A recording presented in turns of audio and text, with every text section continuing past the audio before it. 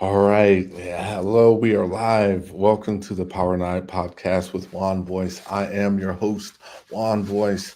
I am a self taught engineer. I have been programming computers since at least the age of 11. I've worked for maybe a couple of companies, worked for Microsoft, Bank of America, and today I am working on being an engineering leader. And engineering is leading and leadership. These are all things you can learn, not unlike tying the perfect bow tie. So today is a great day on the Power Knot here. And I would like to introduce you to today's guest, Brian Pulliam, the founder of Refactor Coaching and a veteran of both tech leadership and career coaching. With 26 years in engineering, technical program management, and team leadership in 17 years of coaching experience, Brian has helped hundreds of professionals find clarity, navigate transitions, and land roles at top tier companies like Google, Amazon, and Microsoft. He is known for helping people find direction during their toughest career moments, after layoffs, between roles, or when navigating high stakes decisions about what's next. And thank you, Brian Pulliam, for being here, and thank you for helping me do this podcast and calm down a little bit here. So it's Yeah, no, happy definitely to be here. true. It's not just stuff I'm saying, man. It's it's Yeah, it's that was real. probably the best intro I've ever had on a podcast. So, well, congratulations, Juan. Like, I think I need to record that and have other people say the same thing. That was amazing. But the one thing about this is, it's about the tie. It seems like you've come especially prepared today with the tie today. Yeah, like I'm not very good at tying bow ties, so I had to practice a little bit. I think I tried looking at a picture, and I'm like, well, I've tied a regular tie, so that shouldn't be that different. And I was like, no, it's still a little different. Like the last little part where you push, like fold it and have to push it through the tiny little thing. I was like, that's tricky. So the first time I did it was pretty terrible, and then watched the video, and then I was like, man, it's hard to practice the move on my neck where I can't see it because I was doing it without a mirror, and like that turned out to be a terrible idea. So I actually started tying the bow tie around my leg because it was like a neck, and it was smaller so that I had more slack. And so then I realized I had Mm, to kind of adjust the length of it based on the size yes. of my neck. So I've only practiced maybe half a dozen times, so we'll kind of see how it turns out if I do it live today. But and normally I'd button this, but like I'm fat now, so like this thing is gonna kill me and gonna make me feel like a really weak person's choking me. So I'm leaving that unbuttoned so that like at least the audio quality is a little better than if I was coughing every 5 seconds. Oh, no worries. With my first guest, Robert, he said that the bow tie was originally a way to keep the collar closed before the advent of buttons. So Mm, it's okay to just do it that way. I do yeah, happen to have my collar closed here, but I got myself let's say a few more T-shirts that were differently sized than yeah, the ones that I had before. yeah. So that's exciting. So is there a particular story behind the tie you have that you'd like to share? Oh, well, not a deep one. I purchased it on Amazon probably about a week ago. Like I did do a lot of looking for ties on Etsy and then this website that I sometimes use for international auctions called Katawiki. And nothing really stood out, but like the purple argyle for me will feels a little bit like equal parts fun and serious. And the way I talk about myself on LinkedIn is sort of equal parts Ted Lasso and Fozzie Bear. And for people who are too young and don't know what Fozzie Bear is kind of a comedian bear from the Muppet Show, which is only people over a certain age will probably have ever seen. But I enjoy people and I enjoy having fun, but that doesn't mean that I don't take what I do very seriously. So equal parts fun and work is kind of where I felt like the Purple Argyle found the similar balance there between the two. Nice, nice, nice. And I don't know, streaming, everything lives on streaming. So I'm sure the Muppets exist even for the young people. Yeah. Here's my tie today. I got this from a department store. I'm gonna have to remember Katowicki. I might have to get that from you or something because I'm always looking for new ties. The thing about the department store ties is that um the department store has like a wide selection of neckties and not so many bow ties. Yeah. But I like this one. It's spring, even though it's, you know, the unofficial summer. Summer doesn't actually start until the what is it, the solstice, which Yeah. is still a little bit in the future, but I like the tie. I feel like it matches my shirt a little bit, so I'm super excited about that. So let's go ahead and get this thing started with the first question. So Okay, sure. yeah, you've worked in engineering, TPM, and leadership, and now you coach full time. What was the turning point where you knew coaching wasn't just a side thing, but the work you had to do? Yeah. So let's see. About halfway, so being in tech for about 26 years, about halfway through my tech career, so maybe about 13 years in or so, my wife came to me and said, "Hey, I want to coach junior athletics." And she and I met playing a sport. We met playing volleyball. And so she was nervous and excited, and those emotions can kind of feel the same at sometimes. But she said, "I'm a little nervous, but I'm excited. Would you be willing to help me coach this juniors team?" And I was like, "Well, I mean, I feel qualified to do it, but I don't think it would be very fun." Because she and I had played higher level. She was on scholarship. I played on a college team as well. Is it going to be fun to teach little kids, 13 or 14-year-olds old who aren't as skilled as we are? Is that going to be fun or is that going to be frustrating? So I said, "Okay, well, I'll do it because you're asking, but if anyone else asked me, I probably would have said no." And then I couldn't have been more wrong about the experience. It was basically the most fulfilling thing I had done at that point in my career. And it was a wake up call for me of sorts to say something I thought I wouldn't enjoy ended up becoming the most fulfilling thing I've ever done to that point. So that's great to find, but it's also kind of terrible to admit to yourself that, wow, like I'm really bad at predicting in advance the things that will fulfill me because I was so wrong about what I thought I would feel about the experience. So that kind of stuck with me. It's like, why don't I feel that fulfilled in the place where I get paid? And I feel so fulfilled over here. So I found myself a career coach to try and like resolve, right, this disconnect I had between having been in this work and not feeling as fulfilled as I thought I was. And my coach helped me. Her name's Melissa. She helped me figure out that what I loved about coaching was just helping other people be successful. And once I knew that, it was like, okay, now there's this way to find a way to help other people be successful in tech. And that started first with leadership roles and then eventually became being a career coach and not having like a full-time job. So that kind of brings you fast forward to today. So I've been a career coach as my sole role. I won't call it full time because I don't work full time, but I work maybe 3 to 4 hours a day, and I feel like being an old fart, like that's a very nice balance for what I'm looking for at this chapter in my career. But it certainly doesn't pay as much as I've made in prior roles. It's probably 80% less than I've made in my last job, but it's super duper fulfilling, and I don't have any plans to go back to being an employee. Yeah, well, I mean, that actually sounds great. I mean, being fulfilled, I think, is underrated. You know what I mean? Because Yeah, a lot of people they have jobs and they get the Monday scaries. No, what is it? The Sunday scaries? yeah, Forgive me. Sunday scaries. Yeah, It's not something I personally have experienced because yeah, I like coding. yeah, I don't know. There's something so fulfilling about um I don't know, writing some code and then seeing it actually work. And I'm like, wow, I did that, yeah, everyone's different though. yeah, Um, but yeah, that's wild. And you know what? You often talk about helping people get unstuck. What does yeah. being stuck look like in a tech career? And how can someone recognize it before it becomes a crisis?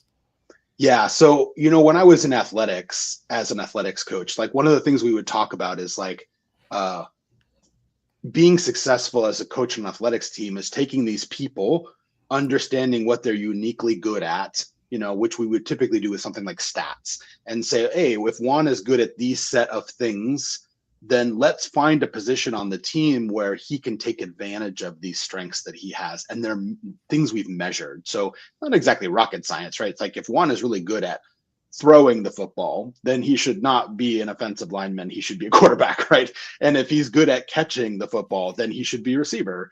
And if he's good at kicking the football, like he should be the kicker. And so what we would do to make people feel good and be successful is just make sure that the role we're asking them to perform, right, is takes advantage of the things they're good at.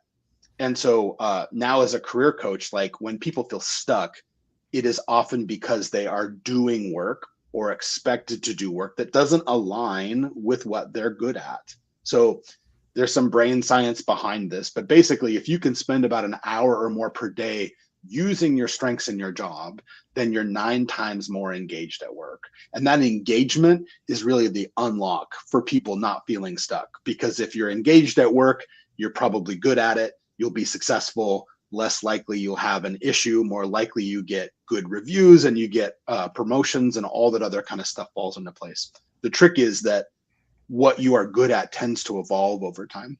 And so just making sure sometimes we start a role and we don't feel stuck at all. And then we grow to a point where we've now outgrown that role.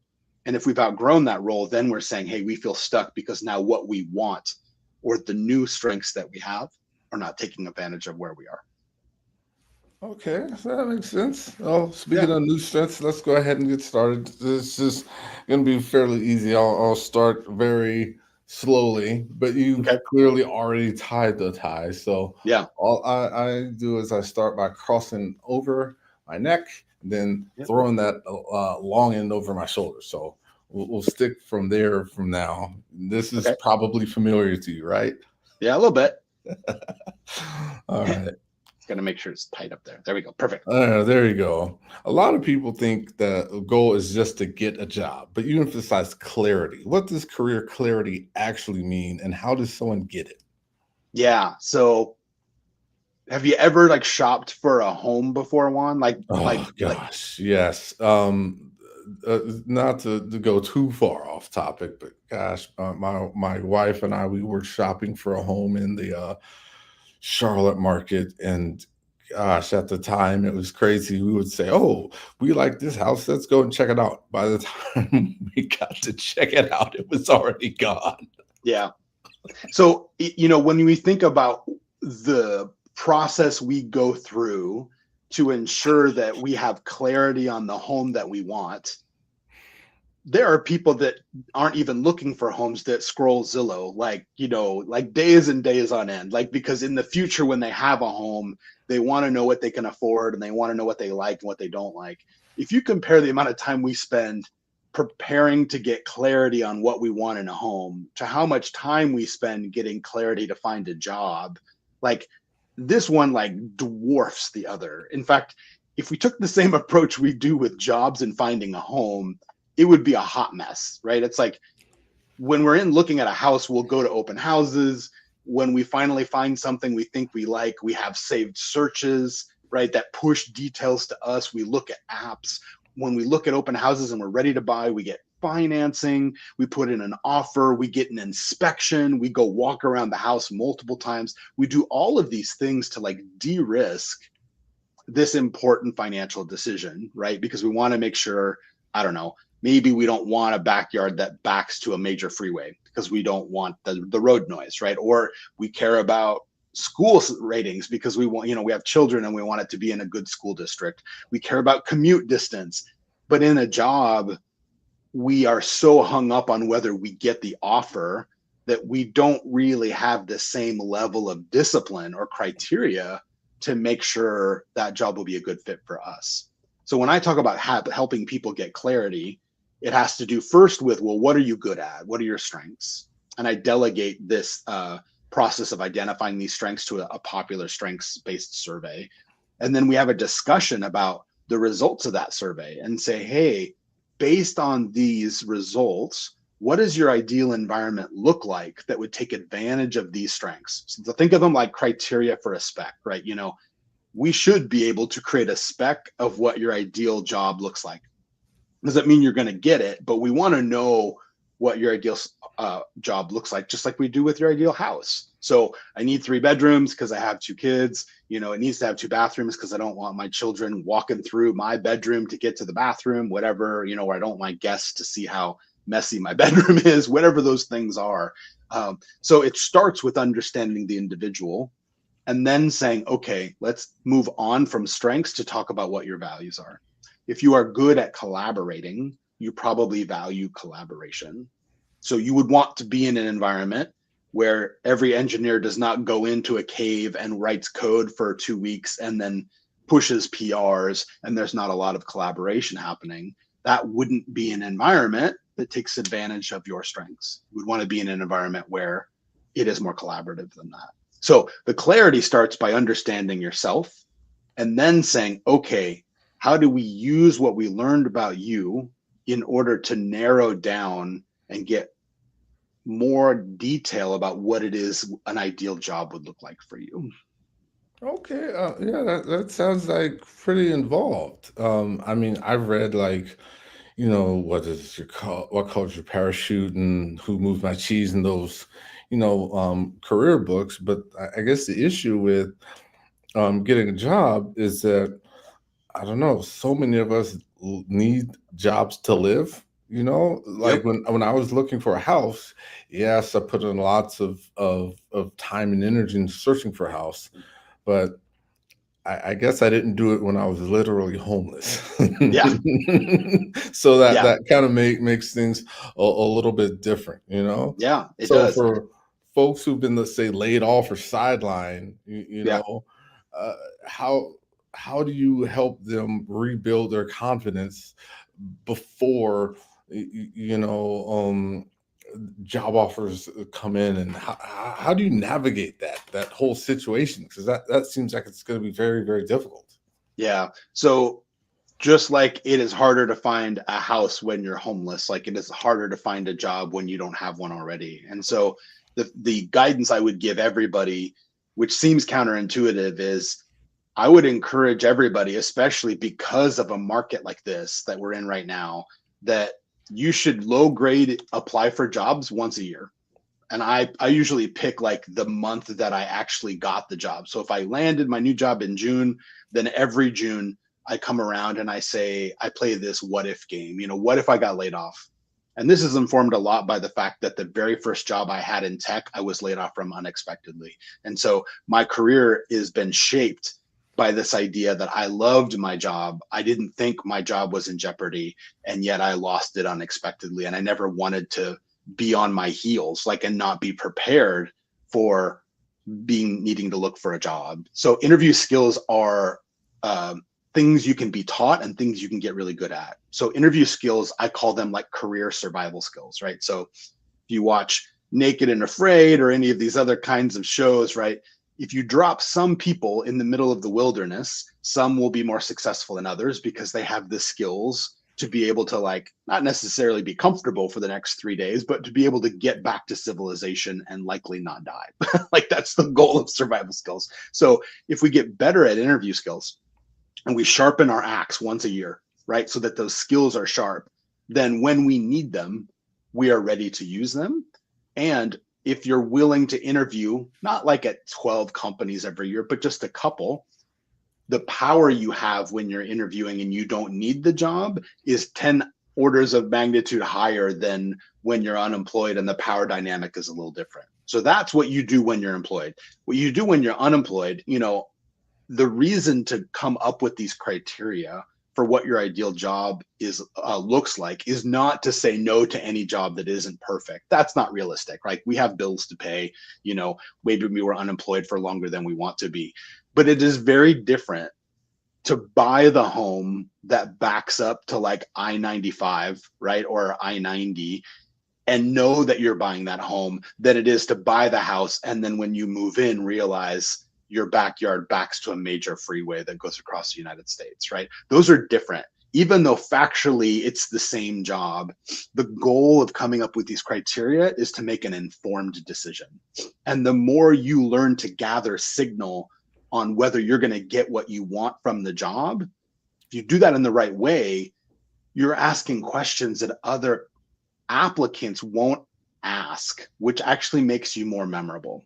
And not Mm, because like you seem picky, but just because you ask interesting questions that make you more memorable. Like I think the biggest miss, even when you're unemployed, is to treat the interview like a test. If you treat the interview like a test, then you're afraid to volunteer too much information because like you're afraid you're going to get knocked points off, right? The reality is it's not that deterministic. You can say everything perfectly and not get the job. And so we think that if we say the right things, then in exchange, we're guaranteed the job. It's not true. Like at least 80% of people who are qualified get rejected for a job, in my experience. So the goal more so is to come into it almost like career Tinder. It's like, yes, you want them to swipe right on you, but you need to have enough information so when they swipe right on you, you know what you're going to get if you sign the offer letter, if you swipe right on them.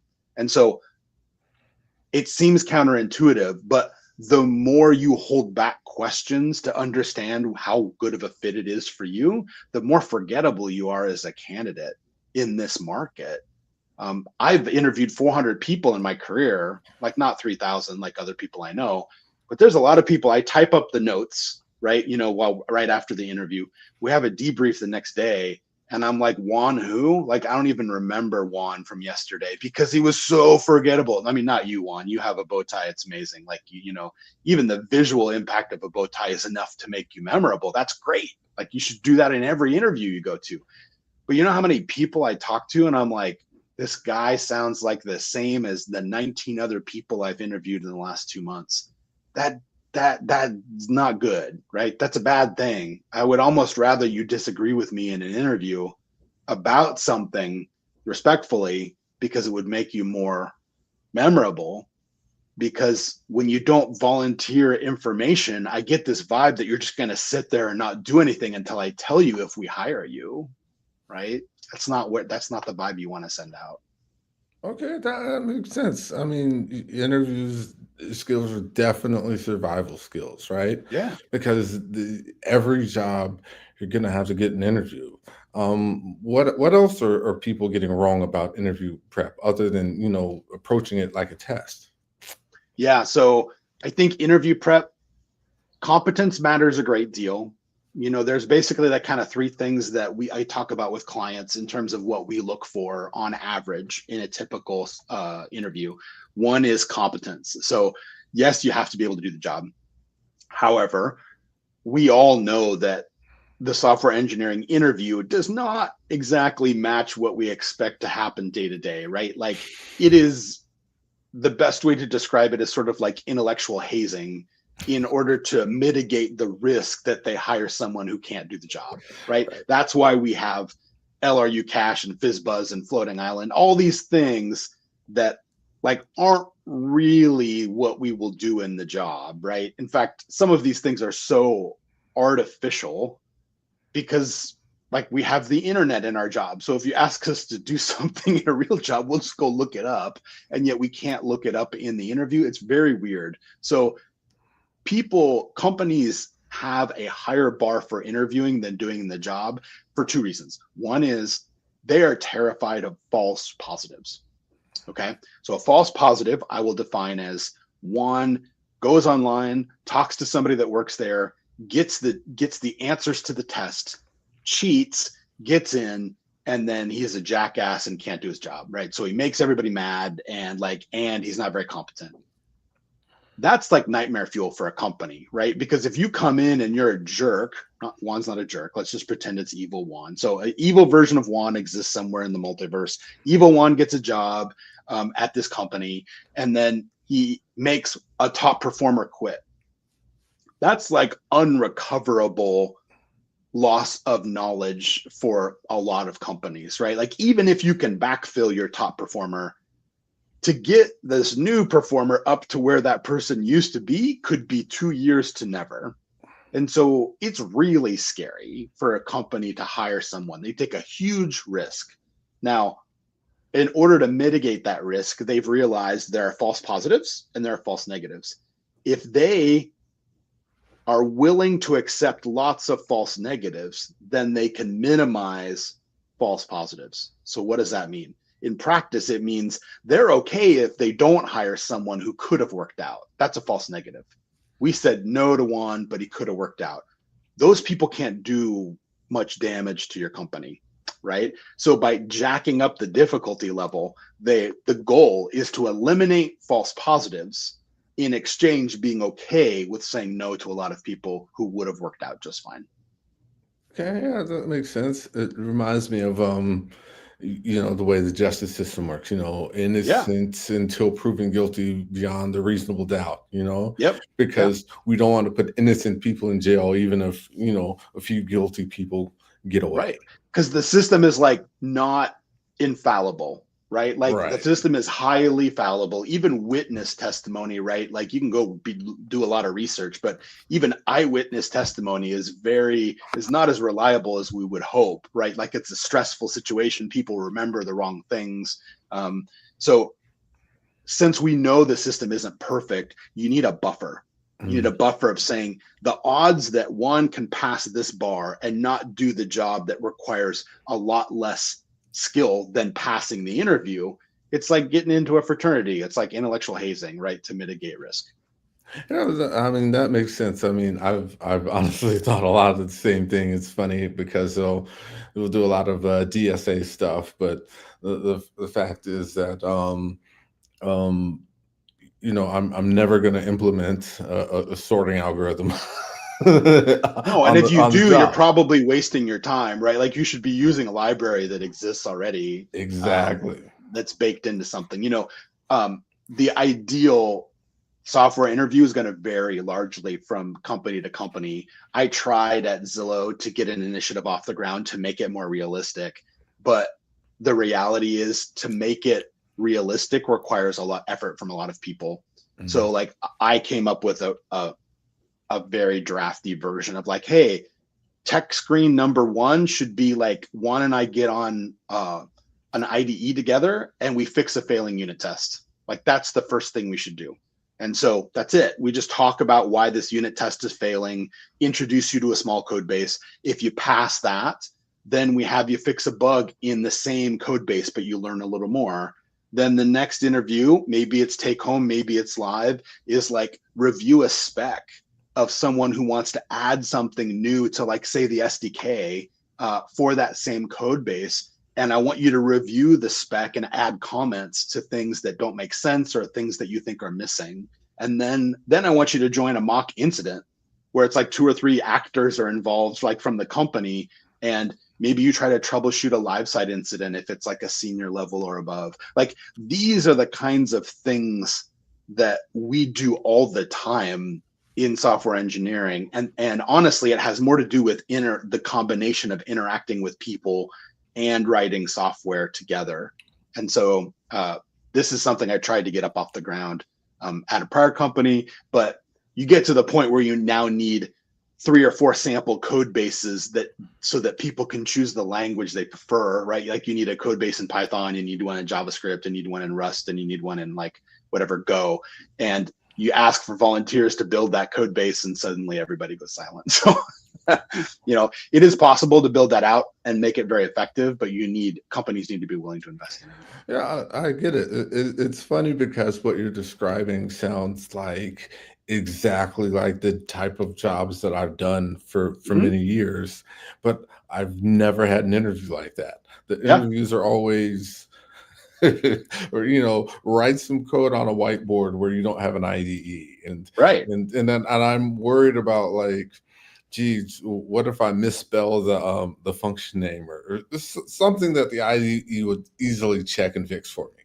Yeah. um Or some simple like syntax error. It's like I forgot a semicolon here or a colon there, or is it bracket or is it curly bracket? And it's like, if this were the job, wouldn't you just look that up? Or wouldn't you just try it and then press compile and see if it compiled and be like, oh, I don't yeah, remember. Is it group by then order by, or then order by group by? And it's like you exactly. should probably know that if you're a SQL developer, but honestly, you can just try to run that SQL query once and you'll know in 2 seconds whether it's the right order or not. It's not a big deal. Yeah. Well, that reminds me. Let's go ahead and continue the ties. So Oh, this yes, one's sure. easy. So we take the short end. and we cross it over. That makes the front loop. Yep. And then you pull that long end over, and then it should look roughly like an elephant. So, so you got your ears, you got your trunk, and just because I like to, keep things interesting, we'll just hold it there for the next question. Okay. So, you've helped hundreds of clients. What patterns do you see in those who succeed versus those who stall out? Yeah. So, I think a lot of people in tech are used to this idea of running experiments like on the front end, right? For those that aren't familiar, A/B testing, button color, like the text on a button, the location of the button. We run thousands of tiny experiments to sort of optimize to convince people to do what we want to do, and so I am not a fan of the bile yellow color that Amazon uses for all of its themes, but I'm sure it was tested at some point and they've decided like this is on brand for them. You should be A/B testing what you do in the interview process and track what works better.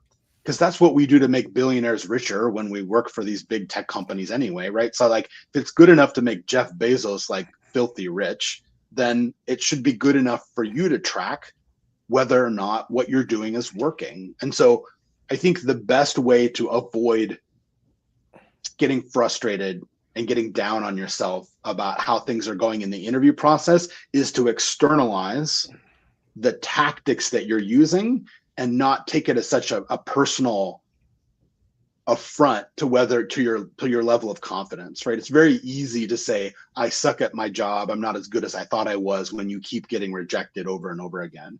But if you set aside and think about the tactics you're using as something you can change, like the tools you're using to try and complete this job, then when it doesn't work, you can say, maybe I need to tweak these tools or these tactics I'm using.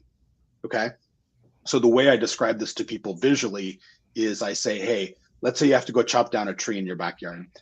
Even if you have chopped down 1,000 trees in your lifetime and you're experienced, if I hand you a butter knife to go chop down that tree, that's the wrong tool for the job, right? Even if it worked before, even if you're incredibly strong or even incredibly experienced, if you try to use that tool for that job, you will feel like a failure. But it's not because you're a failure, it's because you've chosen the wrong tool for the job, right? And so there's this idea of saying like, hey, running your own tests, or in the case when people work with me, using the tactics that I've already tested to help 80 or 90 people land jobs in the last 3 years. What we first talk about is like, hey, we don't want the lack of outcomes to impact your identity. Okay. It's very easy when we're not getting what we want to think something's wrong with us. And I'm like, no. Most of the people, like 99.9% of the people I work with, are plenty smart enough to get these jobs. It's just a matter of using different tactics in these interviews and in your resume and how you network with people in order to get better results. Like you've probably experienced this before, Juan, but like you can make a very logical change to the front end somewhere and you're like, well, this should make sign up conversion go higher because there's less pages in the sign up flow. And then you make it simpler and then sign up flow goes down. And you're like, what? Like this is a very counterintuitive result. And so the same thing is true in the interview process as well. So the things that I found that help people stand out, right? And when people are stuck, it's like, hey, externalize the tactics and separate those from you. Like even your resume is not you. It's a piece of paper or a PDF doc, and it's laid out in a certain way. Think of it like a newspaper article, right? It's like if you tweak the layout and where you put things, it may be a little bit more favorable for the recruiter when they read it. And so tweaking those things and saying, I'm not the problem. I don't have an issue. It's the tactics I'm using, right? Like a sport. Okay, that makes a lot of sense, especially when you take into the account that, the companies are trying to avoid false positives. So they have a lot of false negatives, Mm-hmm. and so there's lots of qualified people who have absolutely nothing wrong with them. They're simply not getting through the process. Yeah. So yeah, it's good to externalize that. Yeah. Um, but hey, let's break down this process a little. How do you help people prioritize between networking, resumes, and interview prep? Yeah. So I think of it like a conversion funnel. So for some people, conversion funnels might be sort of a new topic. For people who've worked with marketing people, it's probably very common. So to define a conversion funnel is to say, imagine a multi-step process where each step, there's only a certain percentage of the time that you may make it to the next step. So that's Right. clearly a job interview process, right? It's like you find jobs, you apply for them, you hopefully get a recruiter screen, call back, you get to interviews, and then you hope to get an offer. So if we envision a less than 100% conversion rate to each step, it kind of creates this shape of a funnel. So marketing people use conversion funnels to talk about like, hey, I sent one an email. Did he subscribe to my email list? Okay, he converted to the next step. Now I send him a set of mails to convince him to maybe set up an intro chat with me, right? If he sets up an intro chat, he's converted to the next step. We have an intro chat. Did we talk about things and did he like the plan and does it fit within his budget? And he says yes, then he converts to being a client. So I have a conversion funnel myself for people getting interested in my services, meeting with me, and then eventually becoming clients. So we have to think about conversion funnel when we're applying for jobs. So if people are struggling with getting callbacks when they apply for jobs, that's a top of the funnel problem. So it would not make a whole lot of sense to focus too much on interview prep when you haven't even gotten to interviews yet, right? And so with a lot of my clients, we work side by side and work our way down the funnel. So at the beginning, we talk about the two things at the top that block people from getting to the next step, which is really what does your resume look like and how do we teach you how to network with more people?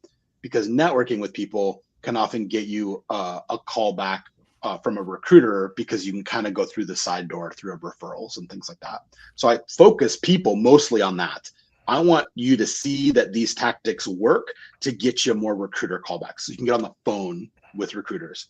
Then there's a tactic I have for recruiter chats. Now, people who are more experienced, it's pretty easy to get through a recruiter screen.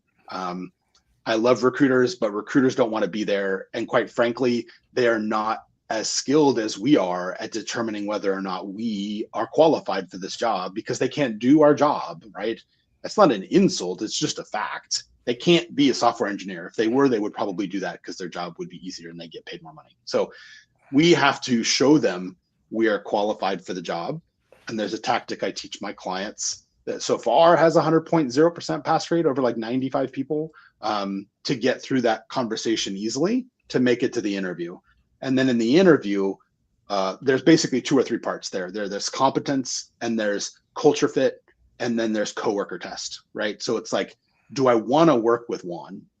If Juan doesn't have interesting questions and he's not volunteering a lot of information and doesn't seem excited to be here, that doesn't look well on Juan in the interview if I'm looking for someone highly collaborative. So we have to kind of show up like it's a first date on Tinder. You know, it's like, well, be the person that you are, be authentic, right? And ask questions of the other person to see if there's like synergy, if there's a fit between you, the applicant, and them, the hiring manager, right? Or the company that you're going to join. So in terms of how we focus our time, first we prove to ourselves we can get further down the funnel so that we know these tactics work. And then when we start to get further down the funnel, that's when I would sit down with a client and say, okay, you have an interview coming up in a week or two. Let's talk about prep now. So I do like JIT prep, like, you know, like just in time prep.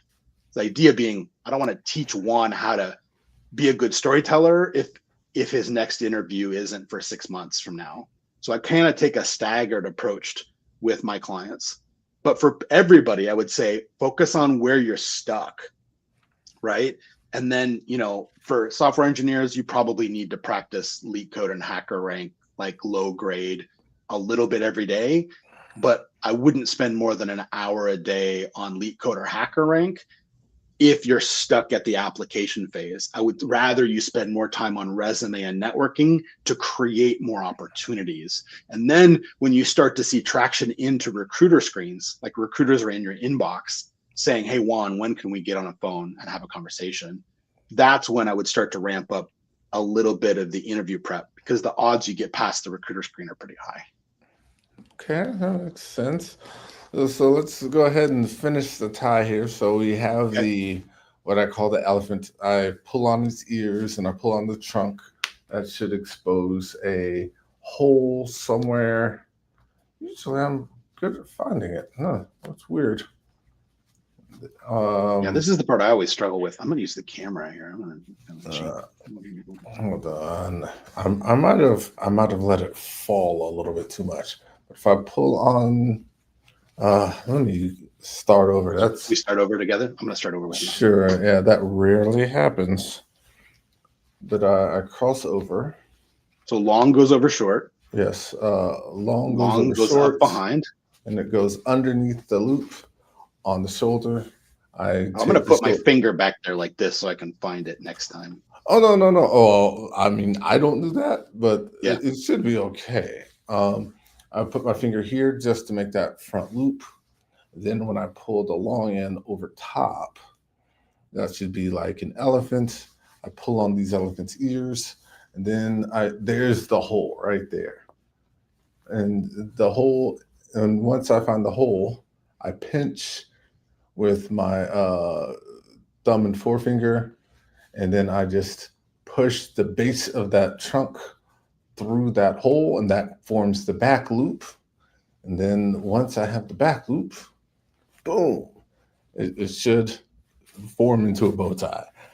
That part might be a little bit hard, but looks like you got it though. You're very close. Almost. Oh, wait, I pulled the part through. I got to get the part back in. Yeah, you just don't want to push it. The key is when you pull the base of that what I call the trunk, you don't want to pull it all the way through. You just want to pull it part of the way through, so it forms a nice loop. I see. Okay. Yeah. I'm going to have to practice more here. Here we go. Go I over here. can if I pull. Yeah, I keep forgetting. But if I pull the loop, I keep. Let's see. Go back again. Cross in the front. Pull Do I down feel the better trunk. that you're struggling and you're the expert here? I feel a lot better, actually. Oh, I just have a little bit more practice than maybe you do.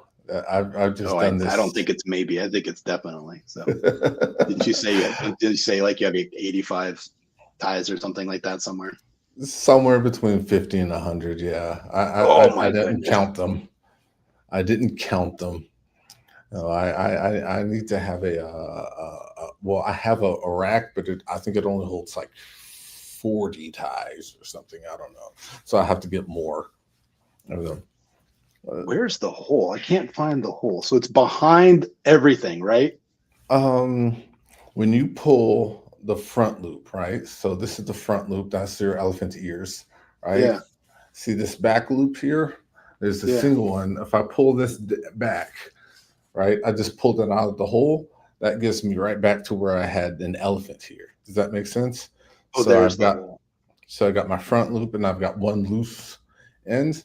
So when I pull forward, there should be a hole between the tie that's around my neck and the front tool. So I've managed to. So there's a hole there. I'm not at my neck and I'm not in the front. So then I Okay. just pull the base of that fabric I through think I may that have to like hole. not look. Oh, I fell apart. Okay, I got this. I can do this. Yes, you can. That's the attitude. I always say if I don't know, I'm a big believer in self-fulfilling prophecies. Whether you believe you can or you believe you can't, either way you're going to be right, right? You're right. Exactly. All All right. right. So this comes up and this goes over here. And then this comes this way. So I do this. Maybe I shouldn't look at the camera while I'm doing this. I feel like it's You know confusing what? I don't with look at the writing. camera, but that's because I can kind of feel where it's going. Yeah. But so you can see me with my eyes closed. But it's useful to look in a mirror sometimes. Okay, but it looks like you're real close. It's just the hardest part is trying to get that back loop through that hole to Yeah. make that So I back got loop. it here, and when I pull the ears forward, do I turn towards the single one? Is that what you said? Yeah, so you should have a double and a single on each side. Yeah, So what I do is I make the front loop have a double on this side. So that means that when I push the loop through, I'm gonna have a double in the back over here to go with that single. I see. Okay, I don't I know. think I can get it. I feel like Pull this through. what's hard about this is there's a lot of implicit steps. And I have to make them explicit in order to communicate that to someone. Does that make sense? Yeah, you got to say the silent parts out loud. I think I got it. It's not as beautiful as the one that maybe I practiced, but Oh, like, but that's wonderful though. That looks like a real bow tie. so when you So get here, how do you make this tighter? Like, you make that tighter by pulling the back loop. So I have a back loop right here. If yeah, and I pull and I make sure I keep my hand on the back part of it, and I just pull it, tight it, and then that makes this part tighter because they're all connected. I see. Yeah, but my goal isn't necessarily to make it as tight as possible. And my goal is generally to try to make this part the loop that has make the two loops symmetrical or something. Yeah, So it looks nice. But that is I think I'm going to declare victory here and not try to make it any better. Otherwise, I think it's going to fall well, apart. that is a victory. That There you is go. a victory. So Woo! okay, so you've shared some standout resume tips, Yeah. like using tech stack bullet points and around $50 per word thinking. What are the biggest resume mistakes that even experienced engineers still make? Oh man. So I think I made terrible resumes for probably like 20 years of my 26-year tech career. So I don't think experience correlates with making a good resume. I think experience helps have ingredients that you can put on a good resume, but resume writing in and of itself is kind of a skill. Now, I think the biggest mistake people make is not understanding who the audience of the resume is. So it's like we talk about making sure we're making things for the customer and we understand the customer in tech, right? You mentioned working in point of sale. So like your customers are restaurant workers that are busy and need to be able to do things really quickly and accurately. It's like, it doesn't need to look gorgeous. It needs to be something they can do quickly. So the worst thing you could do in POS is like make a really tiny button that no one can click on. Like that's not very usable, right? Like the UX on that is poor. So we have to think about resume UX. So for most companies, not all companies, for most companies, the first and primary audience for a resume is a recruiter. It is not your manager. It's not the person interviewing you. Okay. So I think most technical people put things on a resume to impress their future boss. Okay. And the problem is the more technical and nerdy you make your resume, the less consumable it is by a recruiter.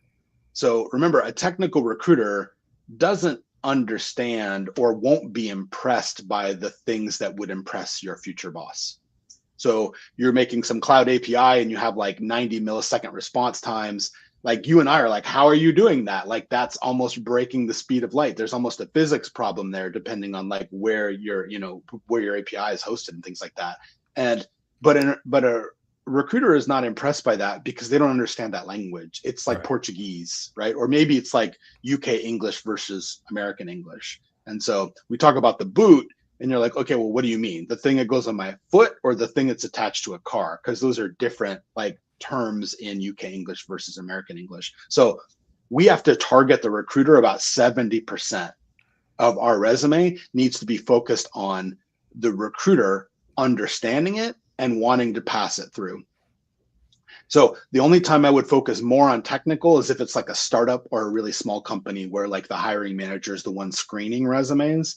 But in a lot of companies, if the company's big enough to have a recruiter as the person you talk to first, most people are missing on their resume when they make it so nerdy that that the recruiter can't understand it. So we have to talk. This is why we talk about adding business impact, because recruiters understand what? Saving money, making things faster, uh, creating revenue, right? They may not understand what request latency is, but if you say you made something 10x faster, they're like, oh, well, that sounds important. And so we have to find a better balance of including the things that there's enough there for a technical person to ask us about in the interview, but not make it so nerdy that we don't get past the recruiter screen. Because remember, they have like this like Julius Caesar ability to like kill our chances to move forward. And they're not as technical as the people we're going to work with. That's not an insult. That's the factually how it works. They're paid less money, so we make them do the thing that's repetitive and takes a long time. But if they can't read what we've written, they can't be impressed by it. So that's the biggest mistake, is we need to make sure we understand what a recruiter looks for. And so being a good PM, I interviewed like 1 to 2 dozen technical recruiters and showed them different versions of resumes of the exact same person. I actually changed the name so that they didn't read, but I was looking for what versions do recruiters converge on. They were really bad at describing what they wanted, but when I showed them 2, they would say, I like this one better. And I saw some consistency in what people look for. Be concise, explain things the way the way a recruiter would understand it, and leave enough on there for a technical person to want to dig deeper on. That's really kind of where people make the biggest mistake. It's not perfect. Doesn't mean that a resume is going to, the right resume template is going to guarantee a response rate, because we don't control the process. If you apply for a job, Juan, the 3 days after I interviewed for the same job and they extended an offer to me and I haven't accepted it yet, they may keep the position open on their career site. The day that I accept the offer, they will definitely close that position if they don't have another one available. If you happen to apply the day before and I said yes the same day you applied, you will get a rejection, and it has nothing to do with your resume. They probably didn't even look at it. And so I think the second biggest mistake is assuming that because you got a rejection that you are somehow not qualified. There are dozens of reasons you will be rejected that have nothing to do with your resume. And so I think a lot of people have 50 copies of their resume, and it's like, no, like that's easy to do and it makes us feel good, but like it's correlation and not causation, right? Like what would be better would be to make a single resume, right? Unless it's for a dream job. If it's for a dream job, go bonkers, make it optimal, but don't expect the ROI is there. What would be better is to have a single resume and spend most of the other time networking with people and finding people and having coffee chats, because that people connection is still the most important thing to do to get real traction to land a job. Yeah, okay. You've pushed back hard against ageism in tech. Why do you think hiring bias against 40 plus professionals is still so common, and what needs to change? Yeah. So, I mean, I've experienced ageism in tech. I applied at Zillow for a particular types of jobs and didn't get callbacks. It's correlation, it's not causation, but I took off the year of my graduation. I limited my experience to just the last 10 years of my career.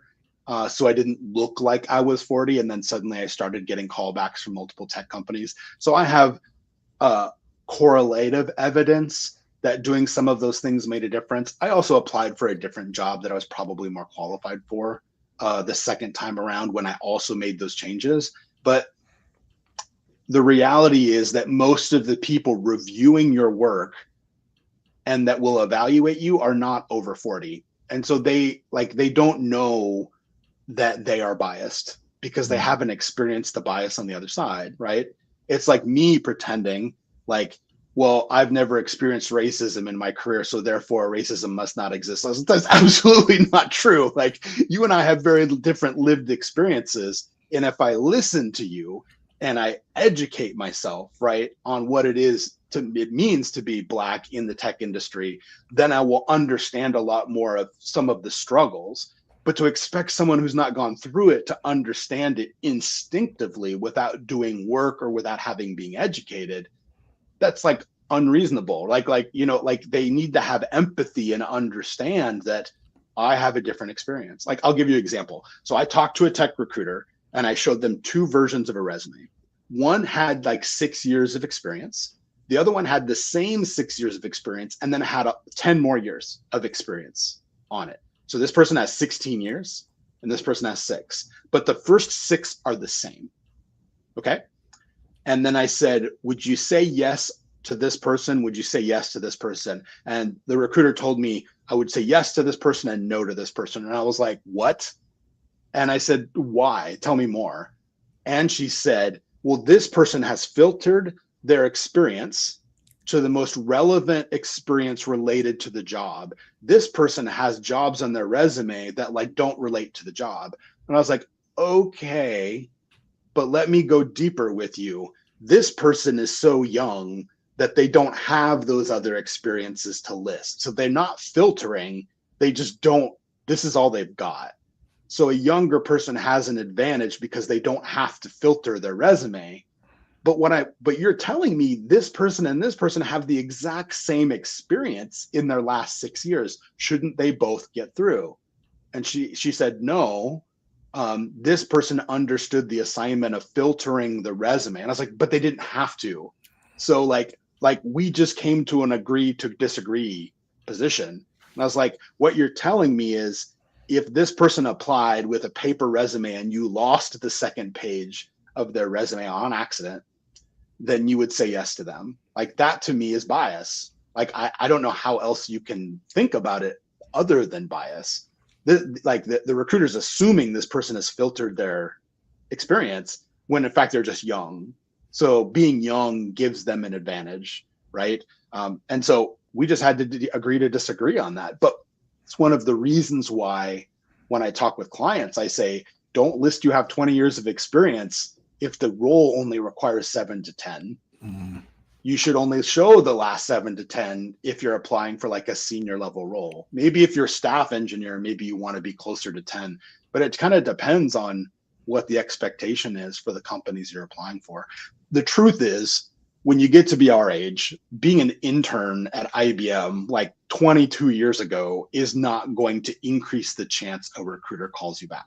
It won't, right? Because you're not applying for internships. So the rule of thumb, right, like the guideline is we are going to remove everything on a resume that does not increase the chances that a recruiter calls you back. That's the guideline. So where you worked 15 years ago, worked at Radio Shack, sold computers, probably not important right now, right? Yes, it's something, but a resume is meant to be a highlight. A resume is an ad, right? It's meant to be a clickbait ad. So we need to remove the stuff that's not going to convert and get them to talk to us. Does that make sense? Yeah, that makes perfect sense. That makes perfect sense. I mean, I've always say I've never been a woman, but it's crazy sometimes. Like when I hear about the things women go through, like I'm like, what? It's mind blowing. Like I'll give you a perfect example. Here in the Charlotte area, there's a rideshare service that's by women and for women. And if you're a woman, well, I didn't know this, but if you're alone traveling at night, you might be worried about the driver harassing you in one way or another. Or just waiting in a particular area, right? Right. And but this rideshare service, it's just for women, and having women drivers and having a little bit more safety checks, they can feel like they're better. And of course, if my daughter's somewhere and I can't personally drive her, I'd rather have her use that service than being in. Yeah. I mean, being in the car with some random stranger. Yeah, like it's empathy, right? Like exactly. I remember reading a story, and somebody in the audience had asked a man at the front about like equality and sort of like, well, why are women's experience, lived experiences that much different than men?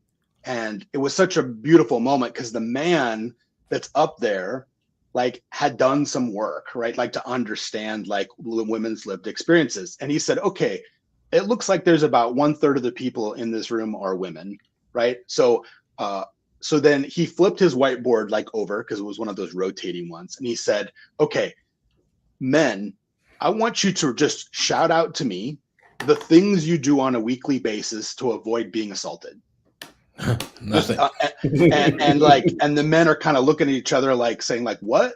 Like he's like, go ahead, like I'll make a list. And so he put a line down the middle and he put a line for like 1/3, 2/3 because you can kind of see where this is going. He's like, okay, men, go ahead, shout him out. And he's at the board and he's like, wait, I don't hear anything. Can you talk louder? Right? And he's making a joke, but he's making a point.